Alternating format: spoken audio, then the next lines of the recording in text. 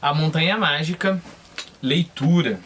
Estamos no capítulo Uma Palavra Demais, ali na página 89 da Companhia das Letras.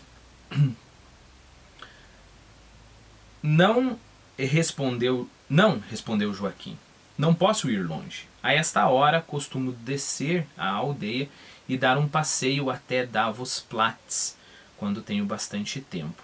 Lembre-se que numa das tarefas do capítulo anterior eu pedi para você dar um passeio no Davos Platz, né? Inspirado nisso daqui.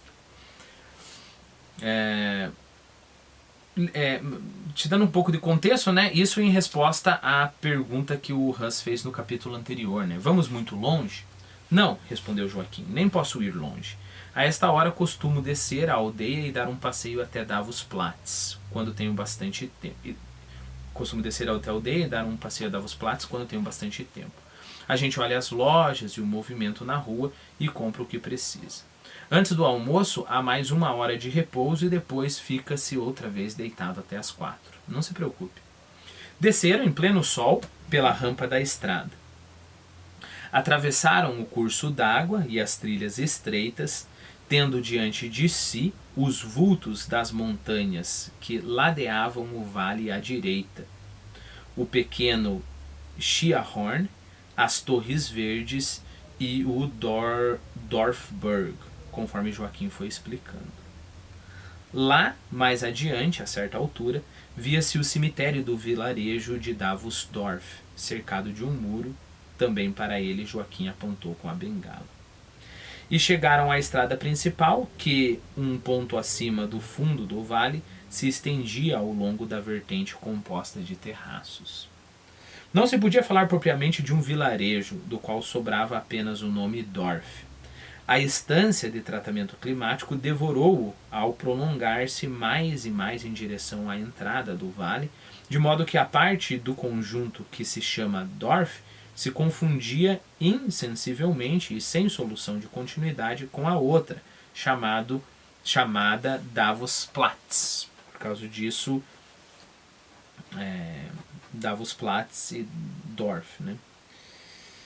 Hotéis e pensões, todos eles abundantemente providos de avarandados, cobertos, sacadas e alpendres de repouso, achavam-se dispersos por ambos os lados, bem como casinhas particulares nas quais se alugavam cômodos. De vez em quando viam-se casas em construção. Havia também alguns terrenos baldios, onde a estrada permitia ver os prados abertos do vale. Isso tudo você vai ver até hoje, né? Esses terrenos baldios. Terreno baldio aqui é ser cruel com os terrenos, né? Eu imagino o terreno baldio cheio de entulho, lá, aquele mato feio. Você desce no Google Street View em Davos e olha alguns terrenos baldios, vazios. E aquele prado, coisa mais linda. Lembre-se que se você está fazendo o curso, agora você já deve ter assistido Youth, correto? Do Paulo Sorrentino. Então você vai lembrar também o que o narrador está chamando aqui de terreno baldio. São os prados dos Campos Elíseos. Hus Castorp, tomado pelo desejo de proporcionar o costumeiro e querido estímulo vital, acendera novamente o charuto. Olha o que o charuto é para o Hus Castorp, né? É o costumeiro e querido estímulo vital. Provavelmente foi graças à cerveja que acabava de beber que redescobriu, com indizível satisfação, alguns vestígios do almejado aroma, se bem que este aparecesse apenas em raros momentos e sem grande intensidade. Custou-lhe um certo esforço nervoso alcançar uma ideia daquele antigo prazer, e o repugnante sabor de couro continuava predominando. Incapaz de conformar-se, lutou algum tempo pela obtenção do gozo que ora se lhe esquivava, ora assomava a muita distância, como que zombando dele. Finalmente, fatigado e aborrecido, jogou fora o charuto. Apesar do seu atordoamento, sentiu que a cortesia o obrigava a entabular uma conversa.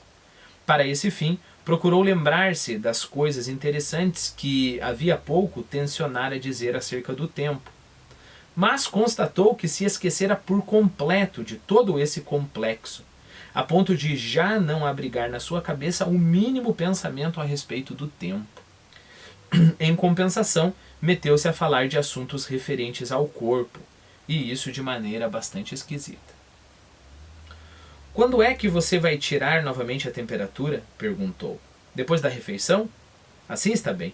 A essa hora o organismo acha em pleno funcionamento. Aí deve aparecer a verdade.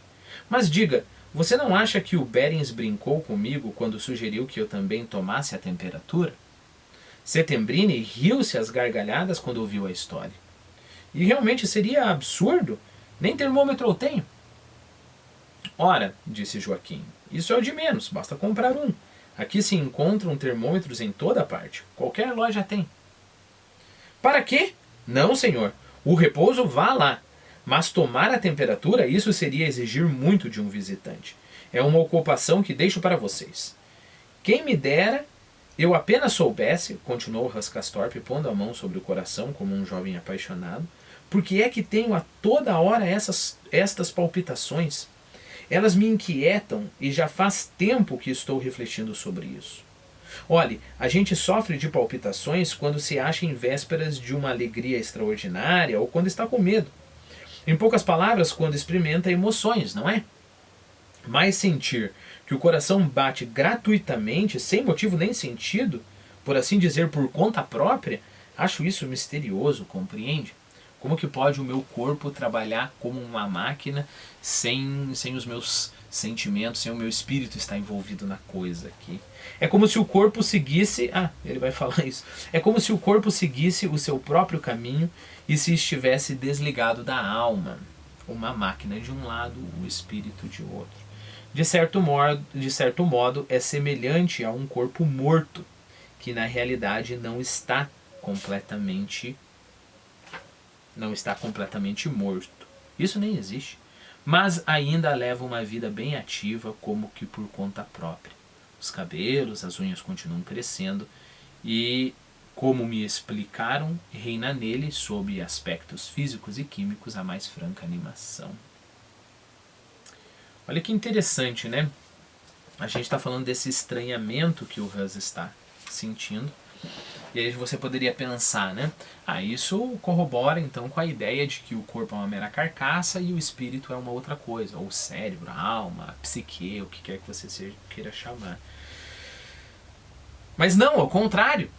É justamente porque o corpo está em desalinho com o espírito que o Hus nota. Isso quer dizer que o normal é o corpo e o espírito estarem, né, em completa harmonia. Eu vou sentir o coração martelar forte quando eu estou nervoso, quando eu estou com medo. Então é em situações excepcionais, ou seja, nas exceções, que o corpo vai para um lado e o espírito vai para o outro. E isso é tão estranho a ponto de Hus meio que olhar para o corpo dele e pensar que é uma coisa morta só funcionando. O que é uma coisa morta que funciona? É uma máquina, né? Essa câmera que está me gravando, eu tenho certeza absoluta que ela não tem os seus sentimentos e não consegue pensar. Mas ela está funcionando, né? Então é essa impressão extremamente estranha que Hus sente aqui. Que maneira de falar é essa? Disse Joaquim num tom de ponderada censura. Franca animação? Falar de franca animação para falar do corpo depois da morte? Talvez quisesse dessa forma vingar-se um pouco da observação que o primo fizera de manhã sobre a banda do regimento. Não vou comentar tanto isso daqui porque está na nossa sessão de perguntas, né? E vou responder isso em outro vídeo. Mas é isso mesmo? Reina a mais franca animação. Por que você se escandaliza? Perguntou Hans Castorp. De resto, mencionei isso apenas de passagem. Eu queria somente dizer que é uma coisa sinistra e penosa ver o corpo levar uma existência própria, independente da alma, e dar-se ares de importância, como no caso dessas palpitações sem motivos. E a gente se esforça por encontrar um sentido nessa coisa. procura-se a respectiva emoção, um sentimento de alegria ou medo que justifique as palpitações, de certo modo, pelo menos no que diz respeito a mim, só posso falar de mim mesmo. Deixa eu só anotar algo que eu vou comentar nossos vídeos de resposta. Tá.